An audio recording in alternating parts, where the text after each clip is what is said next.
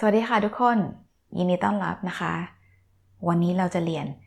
เกี่ยวกับคำว่าเอาไปแล้วก็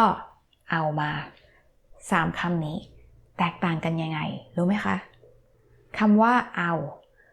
คนส่วนมากชอบคิดว่าเอาคือ to take แต่ว่าที่จริงแล้วเอาเหมือนกับคำว่า I want to get something มากกว่า to take อย่างเช่น this phone I don't use it anymore do you want to get it do you want to take it do you want to have it มือถือนี้ไม่ใช้แล้วเอาไหมแต่ว่าถ้าเราอยากจะ take something from one place to the other place ก็คือเอาบางสิ่งบางอย่างจากที่หนึ่งไปอีกที่หนึ่งต้องพูดว่าเอาไปเอามาเอาไปคือ to take something from the direction away from the speaker เอามาคือ to take something and bring to the direction of the speaker เรามาดูตัวอย่างกันนะคะ bring me the phone เอามือถือมาเอามือถือมาเอามือถือไป you can continue the phrase by saying เอามือถือไปวางไว้บนโต๊ะ and place it on the table หรือว่าอย่าลืม don't forget อย่าลืมเอามือถือไปนะ don't forget to bring your phone หรืออย่าลืม don't forget อย่าลืมเอามือถือไปโรงเรียน don't forget to take your phone to the school so take from somewhere to somewhere to bring from somewhere to somewhere take the plate and put it on the sink sink คือ sink ภาษาไทยโอเคเอาจานไปวางไว้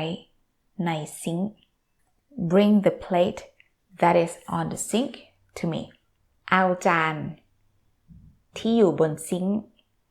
มา don't forget to take the key อย่าลืมเอากุญแจไป don't forget to bring the key to my direction อย่าลืมเอากุญแจมานี่ภาษาไทยคือ Scotch tape do you want to take the Scotch tape to school อยากเอา Scotch tape ไปโรงเรียนไหมแล้วถ้าเราอยากจะบอกว่า to bring something back หรือว่า to take something back ล่ะคะภาษาไทยพูดว่ายังไงภาษาไทยคือเอากลับเอา Scotch tape กลับบ้าน bring the Scotch tape back home เอาหนังสือนี้กลับบ้านไหม do you want to bring this book back home เอาไปมาใช้สำหรับ object ใช้สำหรับสิ่งของเท่านั้นถ้าเราอยากจะบอกว่า to take somebody or to bring somebody somewhere ต้องใช้อีกคำหนึ่งค่ะคำนั้นคือคำว่าพา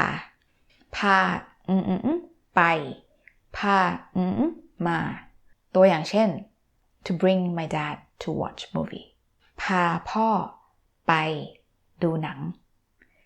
ใช้คำว่าเอาไม่ได้นะคะต้องใช้คำว่าพา a person แล้วก็ไป and then action how many friends are you bringing to the house จะพาเพื่อนมากี่คนจะพาเพื่อนมากี่คนถ้ามีใครสนใจอยากจะดูตัวอย่างเพิ่มเติมเกี่ยวกับคำว่าพามากับพาไปเข้ามาในเพจทอนของ Grace นะคะในนั้น Grace จะมีอีกวิดีโอหนึ่งที่อธิบายแล้วก็ให้ตัวอย่างของคำ2คำนี้โอเคค่ะขอบคุณมากนะคะที่ดูวิดีโอนี้แล้วก็เจอกันใหม่ในวิดีโอหน้าบ๊ายบาย